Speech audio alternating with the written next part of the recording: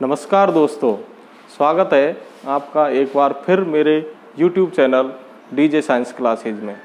दोस्तों, वीडियो देखने से पहले एक बार सब्सक्राइब करना ना भूलें। अगर वीडियो पसंद आए तो लाइक एवं शेयर ज़रूर करें। कल दोस्तों मैंने पढ़ाया था संयोजन रासायनिक अभिक्रिया। उससे आगे जो रासायनिक अभिक्रिया है वह है वियोजन रासायनिक अभिक्रिया। वियोजन रासायनिक अभिक्रिया को अपघटन रासायनिक अभिक्रिया भी कहते हैं। तो वियोजन रासायनिक अभिक्रिया की परिभाषा क्या है, फिर इसके बाद में हम इसके उदाहरणों में हमें समझ में आएगा कि वियोजन रासायनिक अभिक्रिया में क्या होता है। तो हम बात करते हैं वियोजन रासायनिक अभिक्रिया की। वियोजन रासायनिक अभिक्रिया में ऐसी रासायनिक अभिक्रिया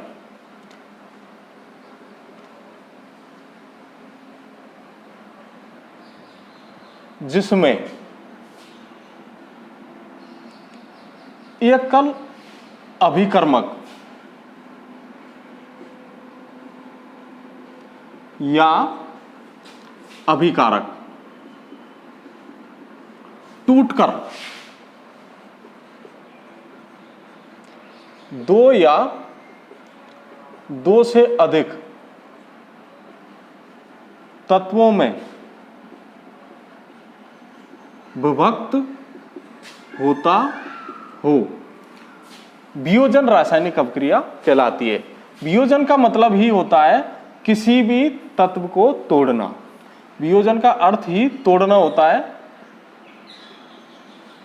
तो ऐसी रासायनिक अभिक्रिया जिसमें कोई एकल अभिकर्मक टूट करके दो या दो से अधिक तत्वों में विभक्त हो जाता हो, वियोजन रासायनिक अभिक्रिया कहलाती है।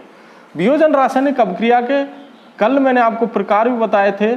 ऊष्मीय वियोजन, किसी भी यौगिक को, एकल यौगिक को हम गर्म कर या ऊष्मा दे करके भी हम उसको दो या दो से अधिक तत्वों में विभक्त कर सकते हैं। दूसरा प्रकार मैंने बताया था विद्युत अपघटन।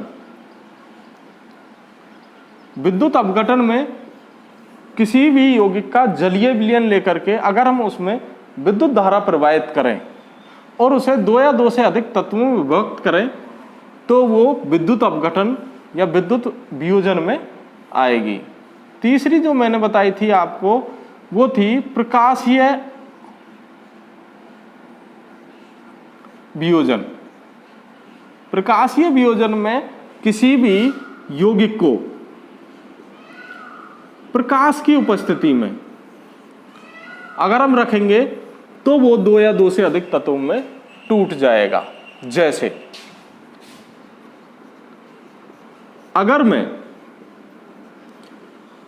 फेरस सल्फेट का क्रिस्टल लूं, फेरस सल्फेट का जो क्रिस्टल होगा उसका सूत्र होगा FeSO4.7H2O। यहां पर जो ये 7H2O है वो क्रिस्टलन जल है।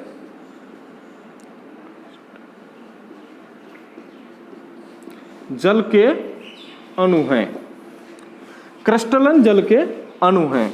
इस सूत्र में जो 7H2O है, दोबारा बता देता हूं, वो क्रिस्टलन जल के अणु हैं। और क्रिस्टलन जल के अणु की परिभाषा जो होगी क्या होगी, क्रिस्टलन किसी लवण के इकाई सूत्र में किसी लवण के इकाई सूत्र में उपस्थित जल के अणुओं की संख्या क्या कहलाती है, क्रिस्टलन जल कहलाती है। दोबारा से सुनिए, एक लवण है जिसमें उस लवण का एक इकाई सूत्र मेरे पास उपस्थित है और उस एक इकाई सूत्र में जितने जल के अणु उपस्थित हैं उन जल के अणुओं को ही हम क्रिस्टलन जल कहते हैं। जैसे फेरस सल्फेट का जो क्रिस्टल है इसमें 7 जल के अणु उपस्थित हैं और ये 7 जल के अणु क्रिस्टलन जल कहलाते हैं। क्या कहलाते हैं? क्रिस्टलन जल कहलाते हैं। जब हम फेरस सल्फेट के क्रिस्टल को किसी परख नली में लेकर के, एक परख नली लें और इसमें हम मान लेते हैं FeSO4.7H2O क्रिस्टलन जल लें, फेरस सल्फेट का क्रिस्टल लें और इसे बर्नर की सहायता से जैसे ही हम गर्म करेंगे तो गर्म करने पर इसमें से जल के अणु निकल जाएंगे और यहाँ पर FeSO4 बचेगा। अगर और ज्यादा गर्म करेंगे तो ये विभक्त हो जाएगा यहाँ पर Fe2O3 plus SO2 plus SO3 में। इसका मतलब ये हुआ कि इसको और ज्यादा गर्म करने पर यहाँ पर SO2 और SO3 दोनों जो गैस अवस्था में है ये गैस बन जाएंगी और इसमें जो इसका रंग था वो बदल जाएगा, हरा नीला रंग हो जाए, हरा रंग हो जाएगा, इसमें इसका रंग बदल जाएगा। और वो किसके कारण होता है? ये इन दोनों गैसों के निकलने के कारण इसमें बच जाता है Fe2O3। एक उदाहरण तो ये हो गया दोस्तों। एक उदाहरण और बताते हैं। जैसे मान लेते हैं कि मेरे पास कैल्शियम कार्बोनेट, कल बताया था मैंने, कैल्शियम कार्बोनेट एक चूने का जो पत्थर होता है, चूने का पत्थर जिसे हम संगमरमर भी बोला था मैंने। चूने के पत्थर का जो सूत्र होगा CaCO3 कैल्शियम कार्बोनेट होगा। इसको अगर मैं गर्म करूं, इसको गर्म करने पर जो मुझे प्राप्त होगा CaO प्लस CO2, इसमें से कार्बन डाइऑक्साइड गैस बाहर निकल जाएगी।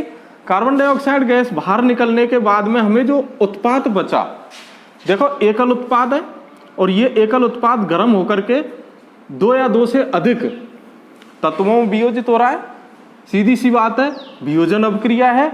और क्या कर रहे हैं हम? इसको गर्म कर रहे हैं। तो गर्म कर रहे हैं तो पहले भी मैंने फेरस सल्फेट को गर्म किया था, FeSO4 को क्या किया था मैंने?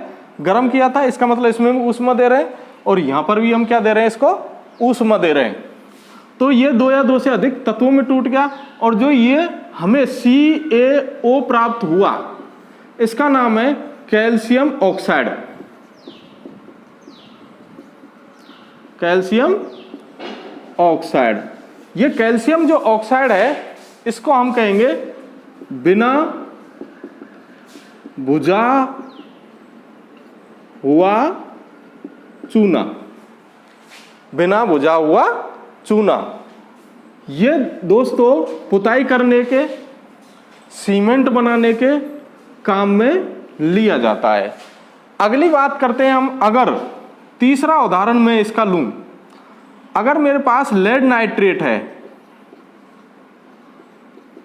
लेड नाइट्रेट PbNO3 का होल ट्वाइस, इसे अगर मैं परख नली में लूं और परख नली में लेकर के PbNO3 का होल ट्वाइस, इसको मैंने परख नली में लिया और मैंने इसको बर्नर की सहायता से गर्म किया। जैसे मैं इसको गर्म करूंगा तो इसमें मैंने क्या दी? ऊष्मा दी। क्या दी? ऊष्मा। तो ये जो PbNO3 का होल ट्वाइस है ये वियोजित हो जाएगा PbO में, 2PbO यहाँ पर प्लस 4NO2 प्लस O2 में वियोजित हो जाता है। इसका मतलब इसमें से जो धुआं निकलती है उसका रंग जो होता है भूरा रंग होता है। हल्के भूरे रंग की एक धुआं निकलती है और वो जो धुआं निकलती है वो निकलती है नाइट्रोजन डाई ऑक्साइड की। यहां पर जो धुआं निकलती है वो नाइट्रोजन डाई ऑक्साइड की। आपसे बोर्ड में या किसी भी कंपटीशन में अगर सवाल पूछे कि लेड नाइट्रेट को गर्म करने पर जो भूरे रंग की धुआं निकलती है वो किसकी होती है? कौन सी गैस की होती है? नाइट्रोजन डाई ऑक्साइड की वो धुआं होती है। कौन से रंग की होती है? भूरे रंग की होती है। इसके बाद में यहां पर ये जो तीन उदाहरण बताए मैंने, ये ऊष्मीय वियोजन अभिक्रिया के बताए। ऊष्मीय वियोजन अभिक्रिया। ऊष्मीय वियोजन अभिक्रिया को अगर हम परिभाषित करें कि ऐसी रासायनिक अभिक्रिया जिसमें एकल अभिकर्मक को गर्म कर या ऊष्मा दे करके दो या दो से अधिक तत्वों में विभक्त किया जाता हो तो वह अभिक्रिया ऊष्मीय वियोजन रासायनिक अभिक्रिया कहलाती है। एक बार दोबारा से सुन लो, ऐसी रासायनिक अभिक्रिया जिसमें एकल अभिकर्मक को क्या करके गर्म कर या ऊष्मा दे करके क्या की जाती हो, ऊष्मा दे करके गर्म करके वियोजित किया जाता है, अभिकर्मक को विभक्त करके दो या दो से अधिक तत्वों में विभक्त कर दिया जाता हो तो वो अभिक्रिया होगी ऊष्मीय वियोजन रासायनिक अभिक्रिया। इसके बाद में अगली जो रासायनिक अभिक्रिया ऊष्मीय वियोजन प्रकाशीय वियोजन की बात करें हम, कि प्रकाशीय वियोजन में क्या होता है कि एक उदाहरण लें। जैसे सपोज करते हैं कि मैंने एक प्याली में, एक कटोरी में श्वेत रंग का एक पदार्थ है जिसका नाम है सिल्वर क्लोराइड। एक कटोरी या प्याली जो होती है उसमें मैंने क्या लिया, सिल्वर क्लोराइड AgCl। जैसे ही मैंने इसमें सिल्वर क्लोराइड को लिया और इसे मैंने प्रकाश की उपस्थिति में रख दिया, धूप में रख दिया उठा करके, जैसे ही मैंने इसको प्रकाश की उपस्थिति में रखा तो जो ये श्वेत रंग है उसका रंग बदल जाता है और ये रंग बदल करके धूसर हो जाता है। धूसर रंग क्यों हुआ? क्योंकि यहां पर प्रकाश की उपस्थिति में AgCl का वियोजन हो गया। प्रकाश की उपस्थिति में AgCl का क्या हो गया, वियोजन हो गया। यहां पर Ag प्लस Cl2, तो जो वियोजन हुआ उस कारण से इस पदार्थ का जो श्वेत रंग का था वो कैसा हो गया, धूसर हो गया, वो इसीलिए इसका रंग बदला। अगर बात करें हम AgBr की, सिल्वर ब्रोमाइड इसका नाम है, इसका नाम है सिल्वर ब्रोमाइड। अगर मैं इसको भी धूप में रखूं, प्रकाश की उपस्थिति में इसको रखूं तो यह भी वियोजित हो जाएगा Ag प्लस Br2 में, यह भी वियोजित हो जाएगा। आपको नॉलेज के लिए बता दूं, श्वेत श्याम फोटोग्राफी,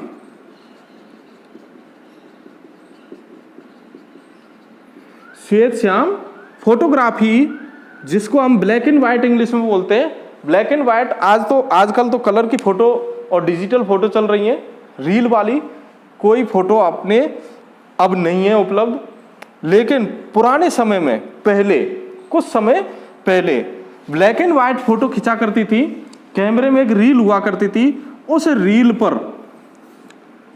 रील पर इस पदार्थ का लेपन हुआ करता था, AgBr का लेपन हुआ करता था। तो इस AgBr का लेपन इसलिए करते थे कि क्योंकि ये प्रकाश की उपस्थिति में क्या हो जाता था, अपघटित हो जाता था।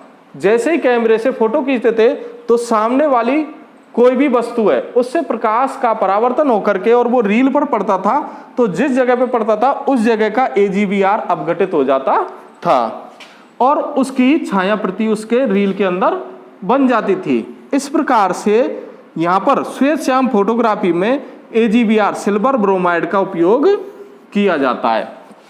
अगली इसी में एक अभिक्रिया और रह गई है, विद्युत अपघटन।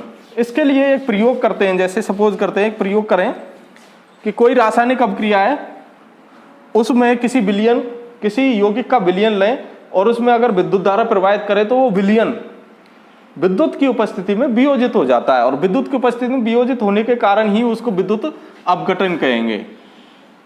विद्युत अपघटन कहेंगे। विद्युत अपघटन में जैसे मान लेते हैं एक मग लें, एक मग हम लेते हैं और इस मग में नीचे की साइड में 2 छेद कर दें। 2 छेद करके इसके अंदर हम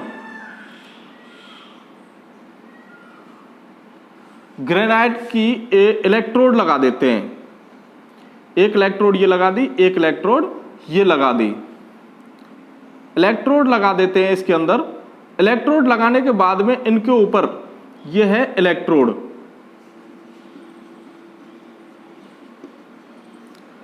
इलेक्ट्रोड। इसके बाद में हम इन दोनों के ऊपर परख नली रख देते हैं, दोनों इलेक्ट्रोडों के ऊपर परख नली रख करके, और इस पूरे उस विलयन में जल भर देते। इस पूरे टप में या कप में जो मग लिया था उसमें हम जल भर देते हैं, और जल के साथ में कुछ बूंद H2SO4 सल्फ्यूरिक अम्ल की डाल दें। इसमें कुछ बूंद सल्फ्यूरिक अम्ल की डाल देंगे, और इन दोनों इलेक्ट्रोडों को किसी विद्युत लोड से जोड़ देते हैं। विद्युत लोड से जोड़ने पर हम जैसे ही इसमें विद्युत धारा प्रवाहित करेंगे तो H2SO4 जो जल में वियोजित हो रहा है, मिला हुआ है, उसका वियोजन होगा, और उसका वियोजन होगा तो इन दोनों परख नलियों में, एक परख नली में तो ऑक्सीजन गैस भर जाएगी और एक परख नली में हाइड्रोजन गैस भर जाती है।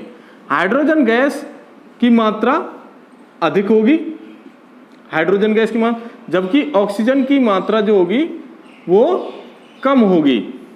जैसे हम इसमें विद्युत धारा प्रवाहित करेंगे, इन दोनों का स्तर क्या होगा? कम होगा। जैसे ही हम इसमें विद्युत धारा प्रवाहित करेंगे तो कुछ बुलबुले उठेंगे इन दोनों में, और वो बुलबुले एक परख नली में तो किसके हैं? ऑक्सीजन गैस के हैं, ऑक्सीजन गैस के हैं, और एक परख नली में जो बुलबुले हैं वो किस गैस के हैं? हाइड्रोजन गैस के हैं। इसका मतलब ये हुआ कि इस पात्र में जैसे ही हमने विद्युत धारा प्रवाहित की तो यहाँ पर जल में उपस्थित जो यौगिक है जिसका हमने विलयन तैयार किया था, उसका जलीय वियोजन हो जाता है विद्युत के द्वारा।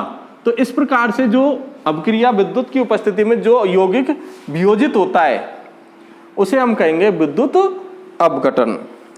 आज के लिए इतना ही दोस्तों। अगर वीडियो अच्छी लगी हो तो लाइक एवं शेयर करना ना भूलें। धन्यवाद।